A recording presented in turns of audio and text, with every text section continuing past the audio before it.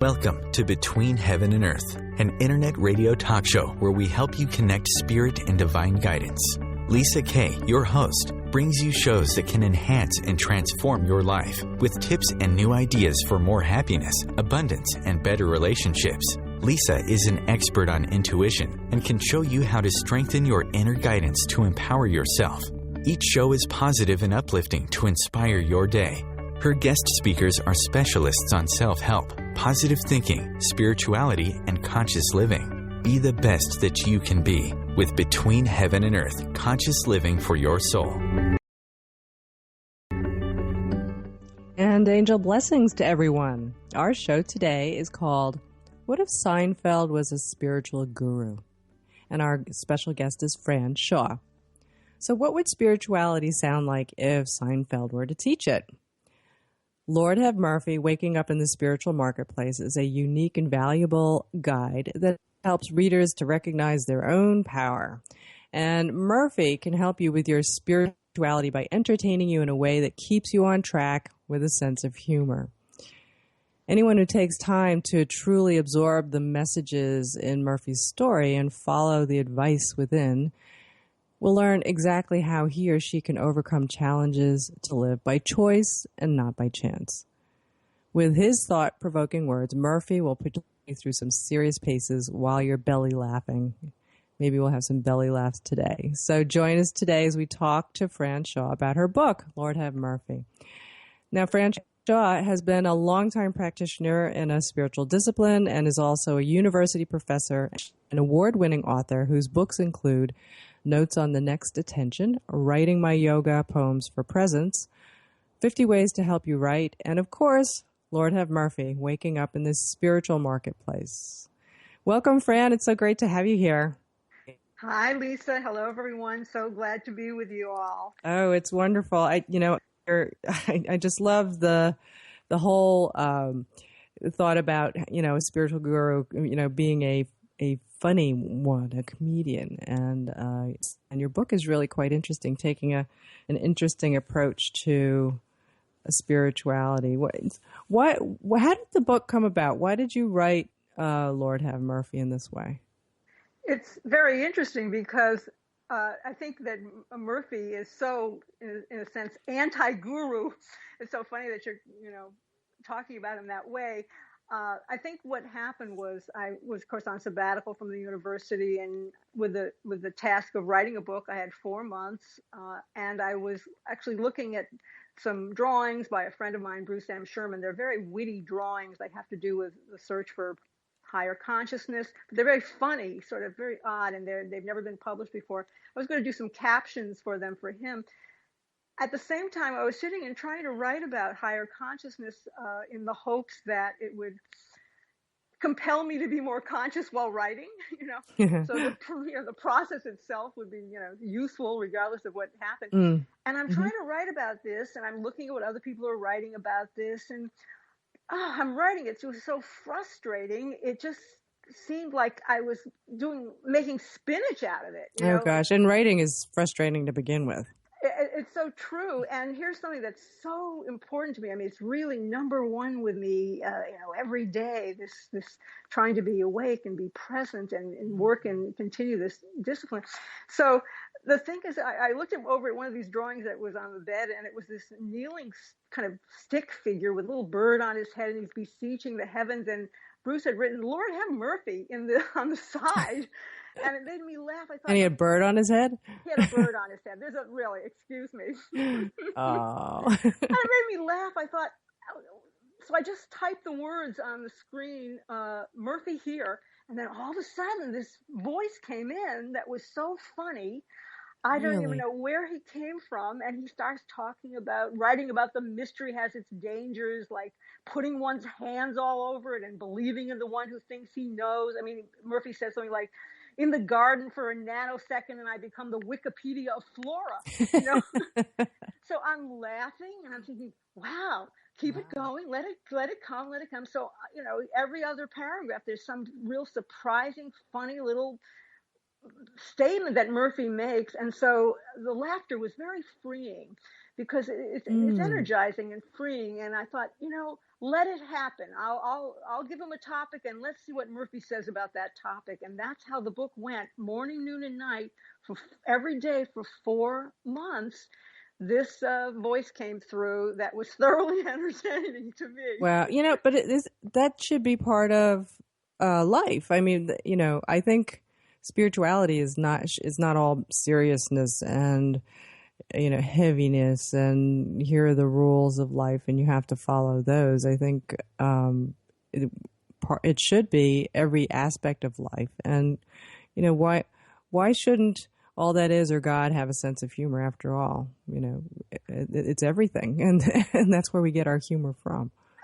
Yes, I think there's a saying from Meister Eckhart that God laughs and plays, I think is the saying. I mean, it's lovely to feel that, others have this impression that there's something sort of mischievous and joyous and exciting and completely unknown, completely mysterious about what we're doing on Earth. And this is what really is fueling Murphy. And he is so sort of tired of that, looking at things with that knitted brow, like all of a sudden becoming, mindful is another task on my to-do list for today. Everything gets leveled down. It is. It is another task. Oh, I have to go meditate and I didn't do my prayers or yes, and then there's guilt. Guilt. I like his I don't know if you'd call it a reverence. It's an irreverence for the seriousness of the way we express or the practices and the spirituality. My favorite was I'm in the stream or up the creek. Yes, right. At any moment, that's our choice. I always want to be in the flow, right? We want to be in the vortex, but you're either in the stream or you're up the creek. That's what we feel like sometimes. We're up the creek. Exactly. And what would he say to in that case? Well, he would say that you noticed you're up the creek. Hallelujah! This is the temple bell ringing to call you to become present again. Because really? up the creek simply means, oh, I've noticed that my world has, well, he puts it this way, is that the sun blazing gold across the horizon? I hadn't noticed because my world has shrunk to the size of a kumquat. So when you realize your world has shrunk to the size of the kumquat and you've got this obsessive thinking or this low feeling happening, things that, which happens. And we feel that way. We feel like our lives are just so full of worries and stress. And things are pulling us in every which way direction, and we're trying to do the best we can. And we have to worry about this, that, and the other thing, whether it's a home life or work life or kid life or, or spouse life or boyfriend life. And it feels like we're juggling things all the time and that we're drowning in the creek. And what do we do? Well, what Murphy says is he had this is in chapter 2 of Lord of Murphy. He says, oh, my helper, my prod, my Murphy, whack, smack. I must be pretty sick or pretty lucky for all these reminders that keep coming my way. That's good. Reminders. It's like the Zen monk hitting you over the head to wake you up. And if you don't remember it, it hits you harder, right? I think that you get more. It just keeps going. It builds. Well, if we're such an obstacle to this flow of conscious energy that's always in us, always flowing through us, but there's something in us that's not seeing it, that it's hidden from us. If we're that thick as Murphy feels he is, that he needs to get wham, bam, hit over the head by all of these suffering, different kinds of emotional suffering that we go through every day, mm-hmm. that really is we have to see that as the big reminding factor. That's the temple bell ringing that says, wait a minute, is this the whole story? Is this all that's here? Because even my complaining about something to myself internally, which I do all the time, even that could be my biggest reminding factor, because in a certain sense, what is animating even that complaining? What is animating even that obsessive thought? Or the negative things, the things that happen to us, right? It's all part of that bigger picture, even though it hurts so much. Well, It may be that it is to get our, quote, attention, because we're just drifted here and taken there. Our attention is passive. It's taken by every passing, eye that takes over and is in the driver's seat. He starts chapter 1, he's driving on the road, and he talks about different, things that take over the driver's seat, whether he wants them to or not. Does Murphy believe that we're here to learn lessons? Well, he has a whole section, of course, in chapter 7 of Lord F. Murphy about beliefs, and even numbers the lesson. Oh, this is lesson 1212. He talks about his own lessons. So what does he say? Does he say that we are supposed to have lessons, or the lessons are just, or what are they? Yes, that the lessons are that we are going to learn how to use this suffering that seems to be, we're almost hardwired for it. The amygdala seems to be working overtime since we were in the fight or flight mode. It's still working overtime. We're getting these big responses to these little nothing momentary transitory events, but we get this big emotional, really making the elephant out of the fly. And sometimes it's real, but I mean, I'm talking about just the daily, ups right, and then downs. we overcome them, right? I guess or we learn how to deal with that. Not just to deal with it. That's our big helper. Mm. That's our helper. So the bad things aren't bad; they're actually good. They right? may be necessary. Yeah, and help us. I think to help us at least. Reveal ourselves, to understand ourselves and the world and how we relate to it a little bit better. Or even more, to remind us, wait a minute, what is the energy behind that's animating this thinking process, or this sensation, this rush and that it's of okay, cortisol. Right? That I think that's a big thing, that the world is all right, we're okay, and that we can turn within. Well, there's another aspect to that too. Well, why don't you hold on to that, because we're going to go to break, and when we come back, we'll talk about the other aspect. Yes.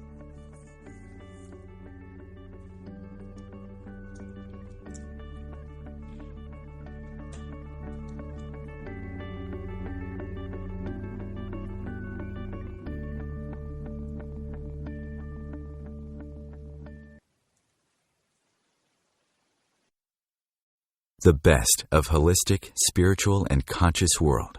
OMTimes Radio. IOM-FM.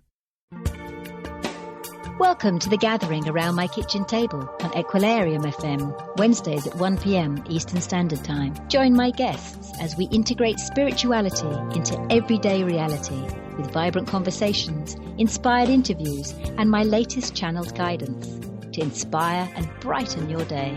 I'm Claire Johnson, and together we'll be raising vibrations across the nations. Being a radio host on IOM-FM allows you to build your show on a rich platform with the power of the internet to fulfill your outreach goals and connect with a very specialized and global online audience, unlimited by time and distance. OMTimes Radio will provide you with web relevance, a recognizable conscious brand, and with the standard of excellence that has accompanied every single OMTimes endeavor. Host your show with OMTimes Radio Network. Are you trying to get from point A to point B and need a little advice? Connect with the counselors at OMTimes Advisors. Whether you're looking for a life coach or a spiritual intuitive, the advisors participating at advisors.omtimes.com were carefully chosen based on their gifts, skills, and professionalism. OMTimes Advisors, connecting you with the best advisors in the business. Hi, this is Angela Levesque, host of Entanglement Radio. Join me Wednesdays at 12 p.m. Eastern for inspiring conversations with visionaries in spiritual science and conscious healing. Entanglement Radio, Wednesdays at 12 p.m. Eastern. Transcendent talk for the conscious mind. The cutting edge of conscious radio. OMTimes Radio. IOM-FM.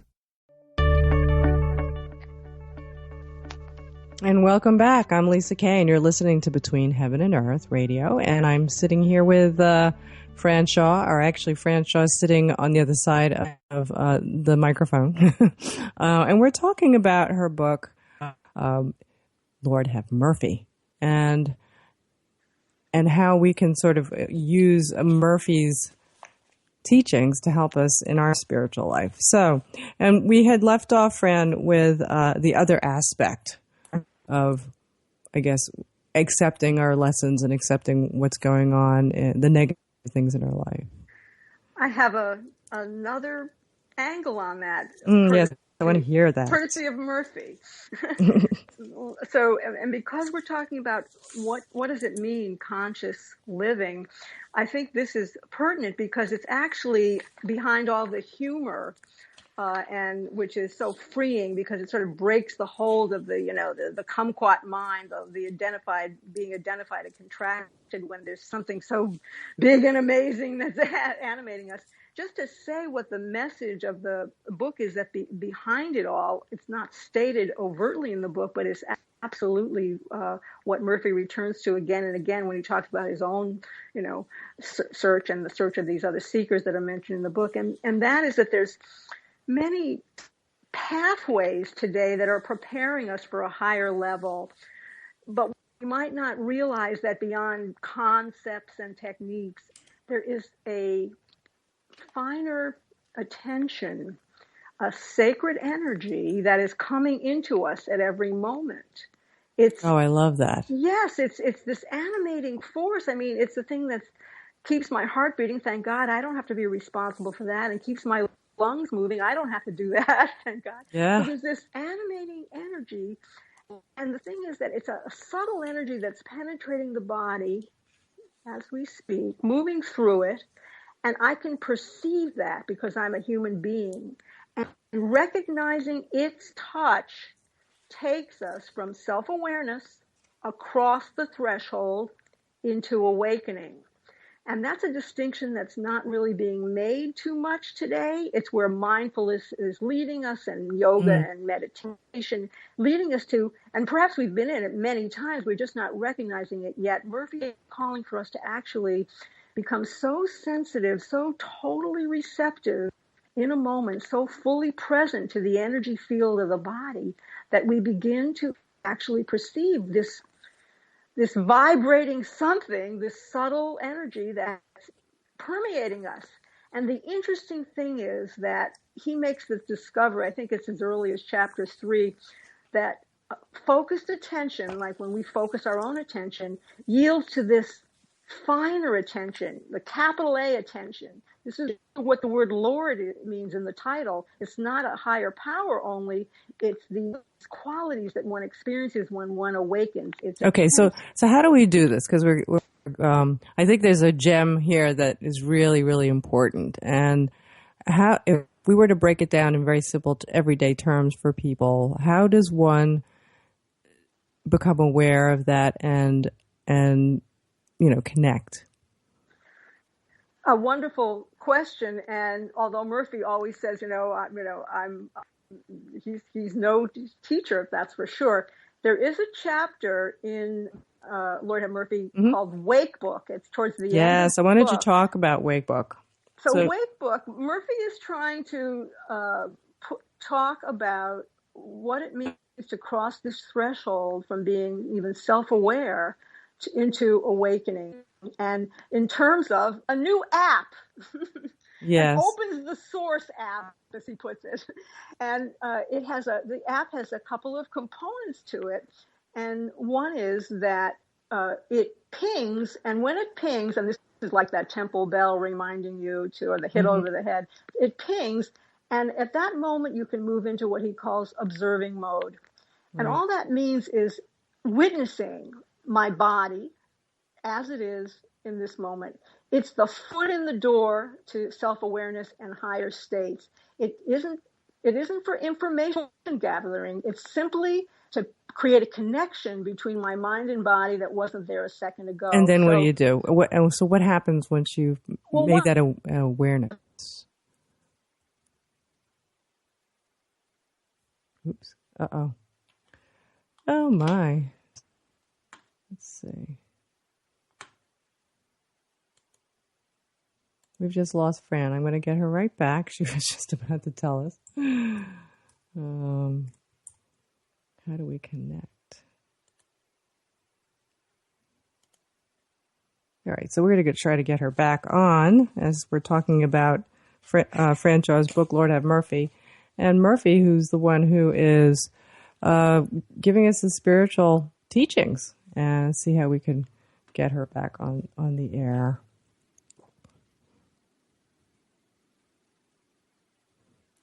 Okay, so what are we trying? I'm still trying to get her back. Gee, we've this is live, so we're experiencing some technical difficulties. So let's see what we can do here. Fortunately, I don't have a producer, so let's see if we can get her.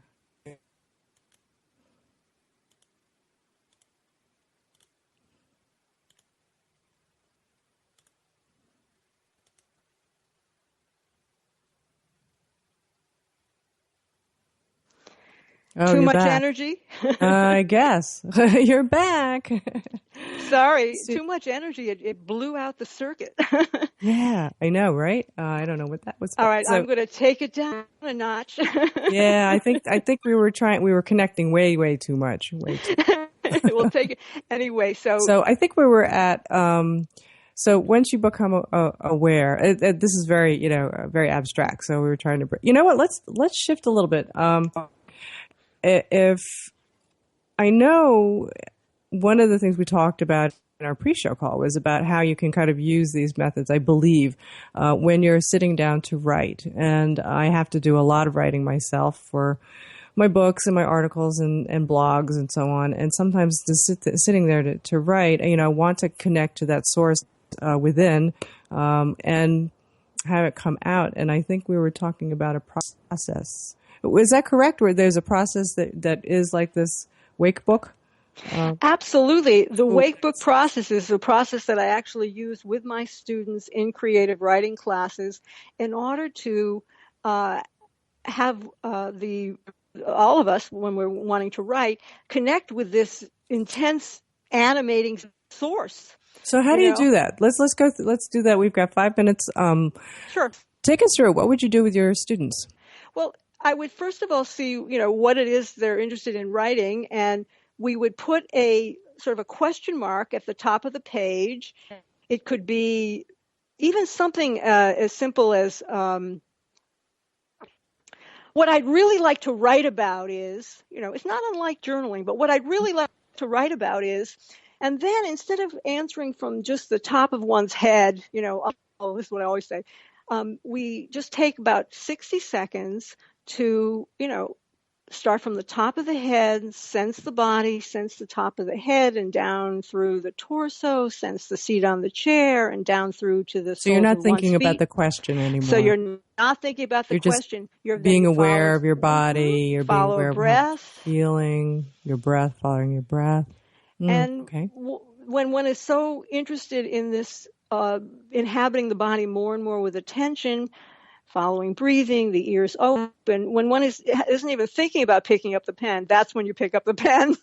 Oh. And then you just write nonstop and talk on paper for 2 or 3 minutes with no critic. Whatever comes. You don't allow any critic, and no critic is allowed. This is right brain activity. So, left brain. Later you'll edit. Now you just write nonstop. And so you're writing from an energy, from having created a space in yourself from which words freely flow. And that's how we generate a lot of writing in these creative writing classes. Wow. And that's how I also work myself sometimes when I want to start something new. I may have done the research. I may have notes and pages and pages. Were there some problems that your students might have run into? Do they get maybe the judgment? All right, I'm ready to write. I'm going to do free. But then the judgment comes up, the self-criticism. How do you handle that? I tell them they can't do it for the first 4 weeks of the class. They can't judge? Only write abundantly, trusting that later we will switch from right to left side, left brain, put the editor's hat on, which is a completely different hat from the creator, different sides of the brain, different functions. And so the task is simply to write abundantly as we're generating stories, usually stories, poems, things like that, even articles. Where do you think the writing comes from? when you do? Well, I certainly think that the best original writing is coming from some place that's not necessarily personal. It's coming through the writer, that the writer in a certain sense is allowing something very deep and possibly universally human to appear on the page, because when you're tapped into or even have just a taste for a few seconds of this animating quality, which is just the beginning of the whole unknown. It's an unlimited dimension, this finer attention. When one has a taste of that, then it's something that can bring surprises onto the page. What was it like for you? How was it for you? Surprises. Look at Murphy. Look at the surprises he put on all the pages. So he came out, yes. And with humor and energy. When I read Murphy, it cheers me up, Oh, well, does it feel like it's not you? That not Murphy's me. Yeah. Yeah, it cheers me up. Mm-hmm. And does it feel like the writing writes itself, I would say? Did Murphy write himself? Well, you certainly know you've tapped into a voice that's really wishing to be expressed when it starts to just come out and come out and come out, and you. Is all your writing like this? My writing? Yeah. When you write, do you always do this? I actually am. I do lots of sort of research. I look at all different aspects of things. I write down lots of notes of things so that it's on a page somewhere, but also it's gone through me. And then I set that aside and I sit down with maybe possibly that little prompt at the top of the page. It could be the title of something. It could be the first few words of something. It could be a question. And then just try to, at the keyboard, with sensing my hands are going to be touching those keys. I may even have a picture of a teacher or somebody like that nearby that I could sit with for a second. That helps bring me into being collected, and then just trying to come into a collected state and notice the light around me, and then just start typing without the critic. Well, that's perfect. I love that. I love that. At least. That's great. Let it all come out. Well, we're going to go to break, and when we come back, we're going to talk about how you listeners can connect with Fran and her book, and we'll talk a lot more about that connection with it.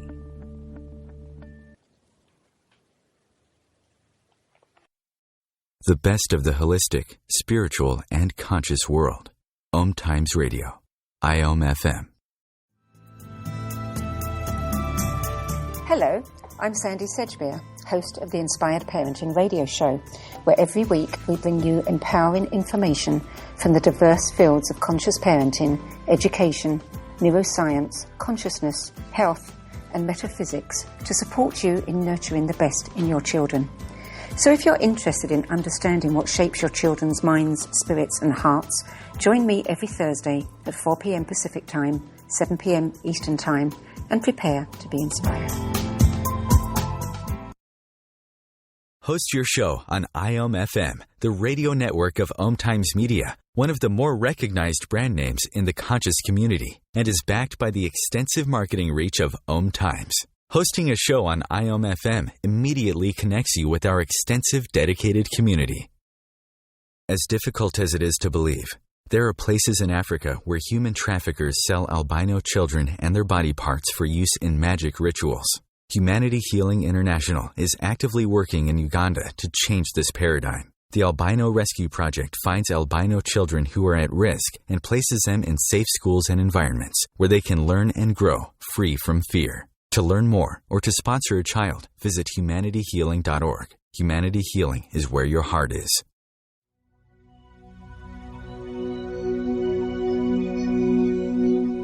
Hi, this is Julie Geigel.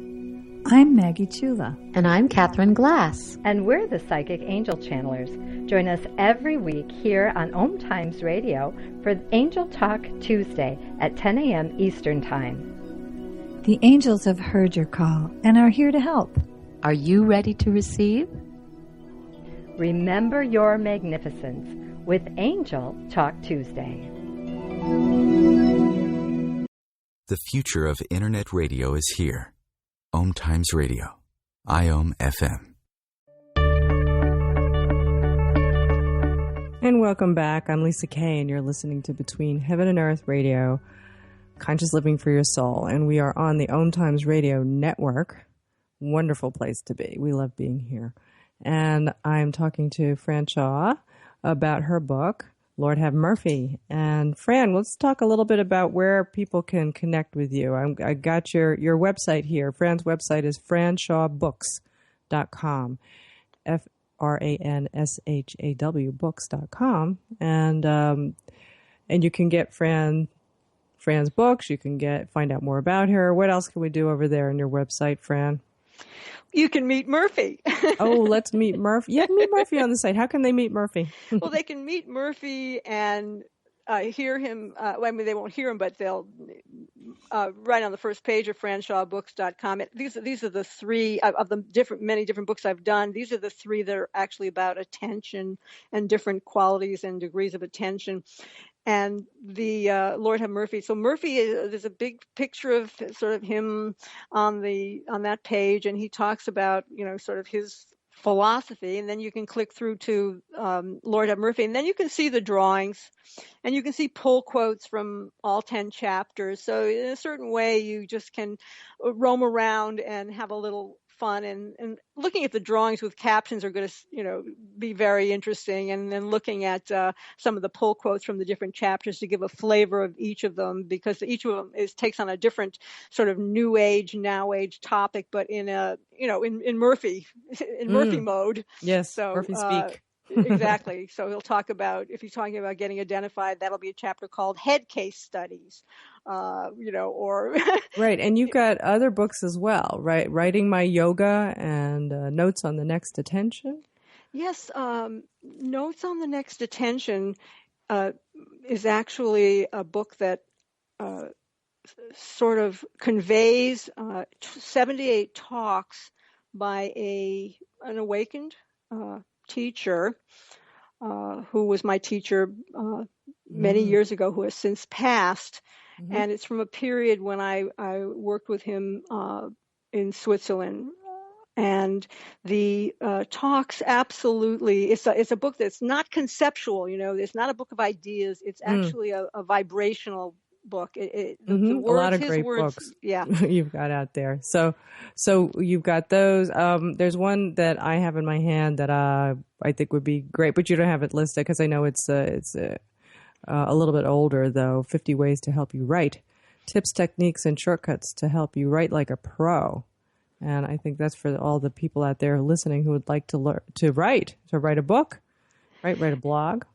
That book is just had a lot of it's just very popular even today, because I wrote it when I was first sort of getting into meditation, sensory awareness, and also this is 50 writing experiments. So each one goes step 1, step 2, step 3. This one really spells it out. Well, yeah, they're tips and techniques, and I love that. Shortcuts to help you write. And a lot of people are wanting to writing for themselves, or a blog, or a book, or maybe just to journal. I think it's wonderful. So yes, journaling is in there. It has all kinds of writing. It's like all in one guide. Creative writing. It's writing for school, writing for college. It's also business writing. It's got experiments written out as experiments with examples. Simple steps, 3, 4, 5, 6 steps to do the thing that you want to do, or your son or daughter wants to do, or your that's perfect. Husband Wonderful. wants to do. It's Wonderful. all in one. Yeah, that's great. So you can get Fran at franshawbooks.com. And I'm going to move on to some other announcements I've got. I just wanted to start out with telling everybody a little story. When I first started to learn about intuition, and I took my first intuition class way long ago, I felt like I was a fish out of water, and I had no idea what I was doing. I didn't know what to expect. I didn't even know if I could do it. I thought, other people have, I might have some intuition. Other people have it. I don't know if I had any of it at all, and I wasn't really sure. But I really wanted to try, and I was there sitting with a bunch of others who were just like me, and we were all wondering, is this going to work? And amazingly, some of what I learned worked really well. Some things not so much, but I kept at it. And because, all along I was finding out what was working right, what were the best of the best, and with the techniques that worked, and I learned, and I developed some step-by-step processes that worked for me, that made sense and gave me results. Because I don't like to do woo-woo. I like things that make sense. Give me the steps so that I know what I need to do and when I need to do it. And then when I went out to try them, I was surprised. I found myself out there doing intuitive readings for people and intuitive coaching. And from that, I honed a lot of techniques and I developed new ones that basically got better. And I didn't really want to be this reader, but I just wanted to be more intuitive. And I found after a while my life changed. I found after picking and focusing on these right steps, I was intuitive all the time. And it worked for me when I wanted and what I wanted, and even when I wasn't paying attention. And it was a part of my life. And it led me to situations and people that gave me a leg up in either my business, my personal life, everyday life, gave me some incredible advantages and amazing synchronicities. And I want to share that with people. That's what I do. And I want to help you do that as well. So I've taken everything I've learned in the past 18 years and boiled it down into a weekend of gold nuggets of comprehensive and complete step-by-step techniques that I learned that work for me. And it's going to make you highly intuitive in just 2 days. And I watch my students go from, probably where you're at, I don't know what I'm doing, and to, I can't believe how easy it is to get my intuition to work, and I finally get it now. And it works for everybody who's come. Everybody comes out with having a better intuition that they can make happen when they want and on what they want. And it's going to help you experience more ease and flow in your life. Get to that zone that we've been talking about today, feeling that presence. It's going to help. It helps in relationships, solving problems, all that great stuff. So I do this only once a year, and I do it in person once a year. And we do this in Tarrytown, New York, in a beautiful space up on the tranquil Hudson River in Tarrytown, and at the Doubletree. And we're going to be doing this November 7th and 8th, the whole weekend. 9 to 5 each day, and come out and be with like minds and learn how to develop your intuition. I can teach you what I learned in these many years, and you'll learn it in 2 days. It's really awesome, amazing. So if you want to read more and sign up, you can go to my website at lmk88.com/press, PRESS, and it tells you all about this Developing Your Intuition Level 1 course.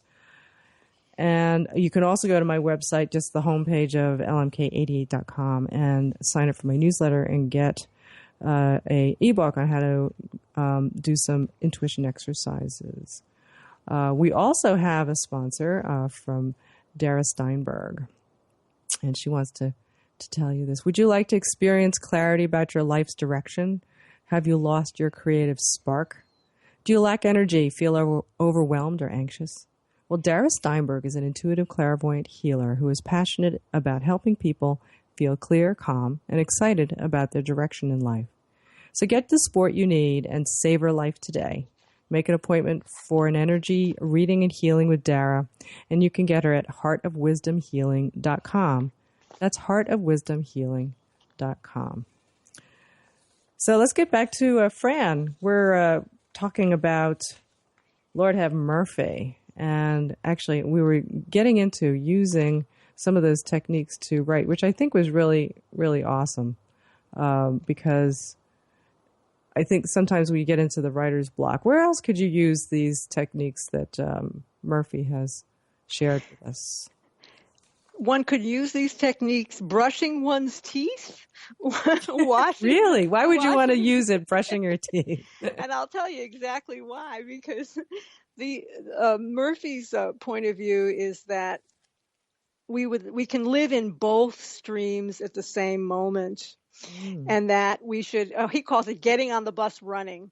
That we don't need a lot of preparation in a moment to sort of become aware, and then possibly even shift into this even awakening, and even a more awakened state, conscious living. And so living in both streams means that everything during my day can be infused with attention to a greater or lesser degree.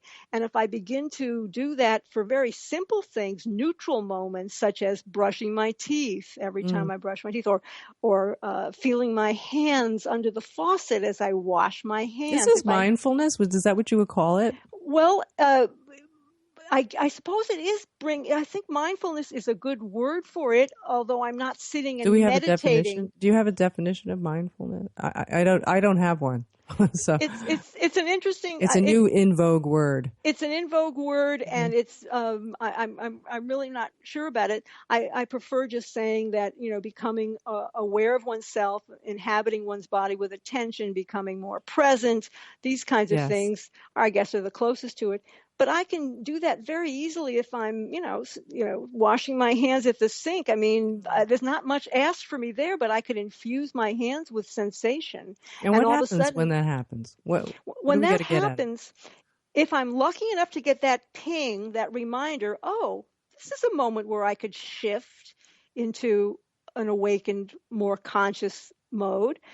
Well, what am I seeing? I'm seeing the water on my hands. I'm seeing the water spots on the faucet. I'm actually sensing how my hands are automatically moving under the water. It becomes a very, intense experience. This is, the Japanese tea ceremony. I'm holding a cup of tea for an hour. What has it done for you? Has it changed you in any way? What it's done for me is given me a toolbox over the many, many years of having these little tasks during the day be infused with attention. It's given me a toolbox so that when I feel that I'm really down the rabbit hole, as Murphy says, never mind the steps, take the elevator. In other words, I can shift right into. I want the elevator. I want it elevator, now. Really, I want to be in both streams at once. I don't want a long preliminary. I don't want to have to fix Fran. I don't have to fix Fran. I don't have to. That would be. Oh, that's more nice. Than, because when you think about that, you think about having to go back and to your childhood and dig fix all that me. stuff. Fix me. Yeah. Well, we're going to go to break. When we come back, we'll continue on how we can take the elevator instead of the stairs.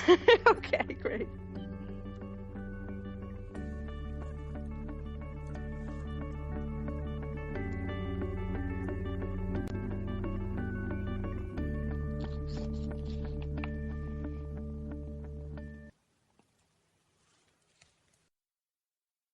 A conscious lifestyle for a mindful life. OMTimes Radio.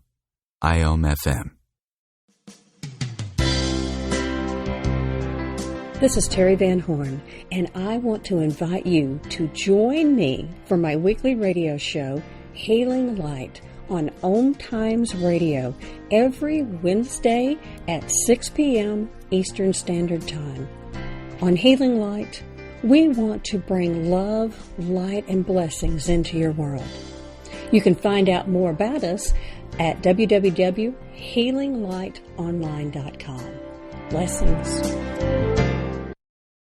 Being a radio host on IOM-FM allows you to build your show on a rich platform with the power of the Internet to fulfill your outreach goals and connect with a very specialized and global online audience, unlimited by time and distance. OMTimes Radio will provide you with web relevance, a recognizable conscious brand, and with the standard of excellence that has accompanied every single OMTimes endeavor. Host your show with OMTimes Radio Network.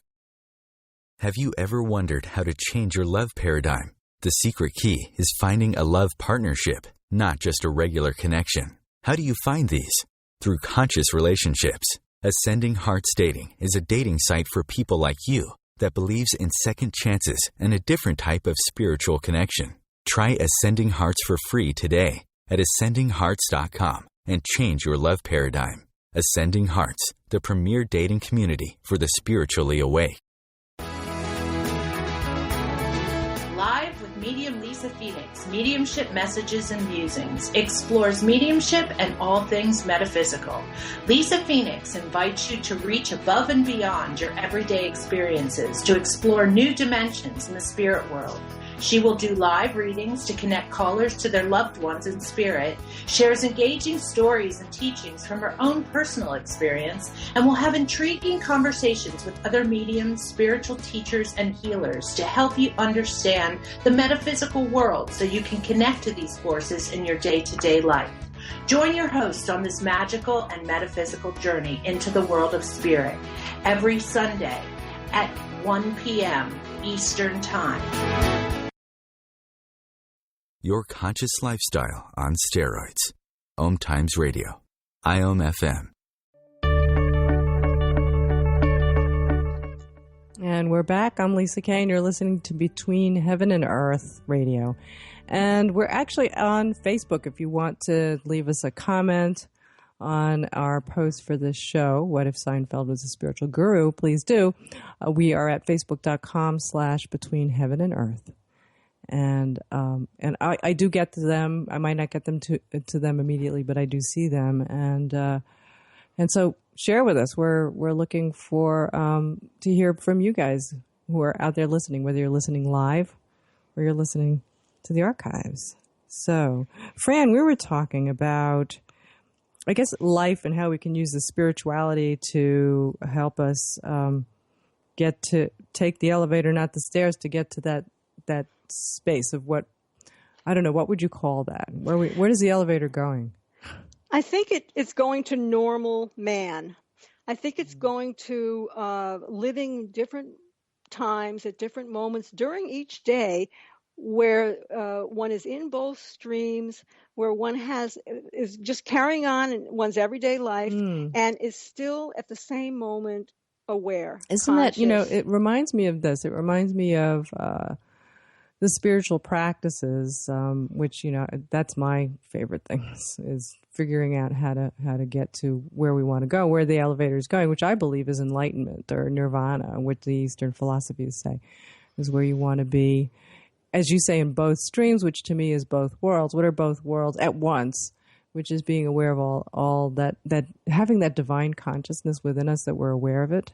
Heaven and earth. Heaven and earth, exactly, and being heaven and earth, though, and but at the same time being in the physical world, right, and still being. And they say saints, that's what the state that they're in. And they have reached nirvana. They have reached enlightenment, where they can be human and be awake and alive and interacting with the physical world, but they are also in the state of bliss of enlightenment, which, I don't even know what that is, but oneness with God, I guess, is what they're saying. Well, it's very interesting because and what Murphy is saying in the book that's so freeing, and I love to hear it again and again, and he says it in so many different funny ways, but you don't have to be a certain way to wake up. You don't have to think a certain thought or behave a certain way or take a certain posture or go through a certain procedure. You don't have to be a certain way to wake up, because it's has more to do with a shift in attention. The only thing that needs to change at any moment is just where the attention is. Your attention. That's interesting. Yeah, it's like when you shift into observing mode, this sense of being seen like a camera's on me. It's not about information gathering. I'm not trying to get more data about me. It's not about content. It's about connection. What happens when that happens? It's about connection. When we're connecting all the parts together, mind, body, feeling, so there's a unity, a balance among those parts. Just being aware? If one is aware, if the mind connects with the body through this seeing it, just observing it in a neutral way, a total receptivity, neutral way, then the feelings wish to continue with the seeing, and I'm more and more present as I let the seeing appear. That creates a brand new condition, and sometimes an entirely new creature appears then, because the threshold is crossed into actually a sustained attention, an activated, sustained attention that allows me to know I'm present and let me be present. It's this awareness of this subtle energy is sort of a hallmark of having moved and moving and being at least second by second, when one can be aware of it, in a it's an enlightening state. I don't know if it's an enlightened Yeah, state. I guess it would be hard. I get what you're saying. I think maybe without having experienced it, it may be difficult for people to say, well, what is that? I think we'd get a taste of it when we try to become, as you say, just aware. I guess this awareness of not trying to think or not thinking. Right? Well, I don't know if you're not thinking, but where you've shifted, as you said, right, your attention to being aware. I know people have tasted this. I see it around people as they come out of yoga class. They just may not recognize it. And maybe that's it. We just don't know that we're doing it, and that we just want to have more of those. It's kind of like little pearls on a string, it sounds like, and you just want to add more of those moments more frequently in your life. And then what happens? Yes, then what happens is that we're beginning to live in a new way where we're usually very reactive, and we're usually very hard on ourselves, and there's a lot of unconscious suffering going on. But if there's does the suffering go away? Well, I mean, of course it drops away by itself. All preoccupations drop away when the sun comes out. It's like, there may be an ant crawling across the rug, but it doesn't matter the sun is just radiating with life.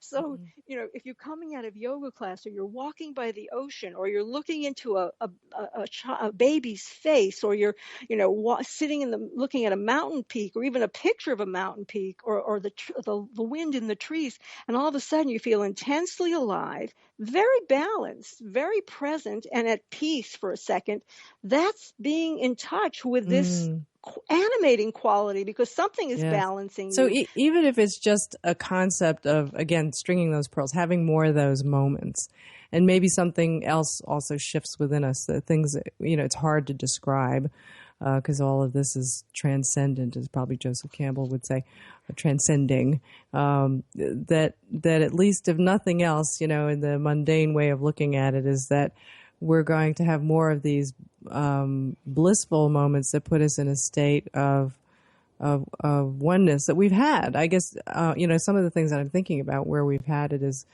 when we're having a wonderful time with our friends and family, and laughing, and just having that pause where maybe you notice, like, wow, this is great. I'm feeling good just in this moment.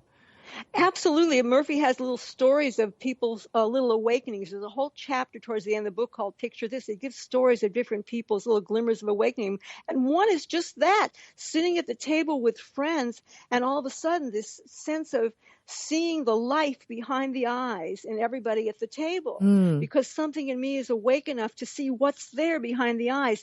That same energy that's flowing through all of us, that light there behind the eyes, and feeling so sort of joyous. One is connected internally and aligned with something internally when one has that feeling. So I guess if we could expand that and think about, well, we're going to feel that more often. I'm sure that helps your health, your state of mind, both so mentally, physically, emotionally. It must shift you, because it's in that state of mind, consciousness, that it sounds wonderful. And if we could just keep those going, and at the same time, I think you were talking about two streams, right? The one stream is that, and the other stream is what? Life, living? Just ordinary, just not changing anything about my posture, anything about my speech, just being regular me, accompanied by this observing and then even receiving. Just trying to recognize what it is. It's so very I like clear. that. So what do you mean by receiving? Receiving means that I'm receiving an impression in this moment of what's actually animating the one that's talking. So does that get to the point where then if we're always in this, awareness, and even if we're receiving, how do we do things? How do we act? How do we actually? Because as we're going through life, it's like, well, we have to make decisions, and decisions require judgment. And when we're in that judging mode, we're no longer in that, awareness mode, right? I think our best action in the world and our best decisions come out of being in a, as it were, doesn't it make sense, a balanced state where all my parts are in balance. I'm animated with an energy that's beyond, not mine, but what I am. Something beyond my So are you form. going back and forth between, Absolutely. the thinking mind, okay, I have to make a decision, make the judgment, and then remember that I'm still this activated being, right? Where my attention is activated. That's the key, the attention. Yes. Where do you put your attention? I guess we put our attention, we get into the left brain or the common judgment mode, and we're constantly doing that. That's all we are in. Yes, that's not good. Murphy calls it identificationalis, judgmental lost focus-itis. Oh, I love that. He talks about all of our identified. So we really modes. have to balance the two out. That's this has been a wonderful conversation. We're actually at the end of our show. Sure. But just being aware and finding a different way of looking at spirituality from, it's okay. Everything is all right. Is a very refreshing.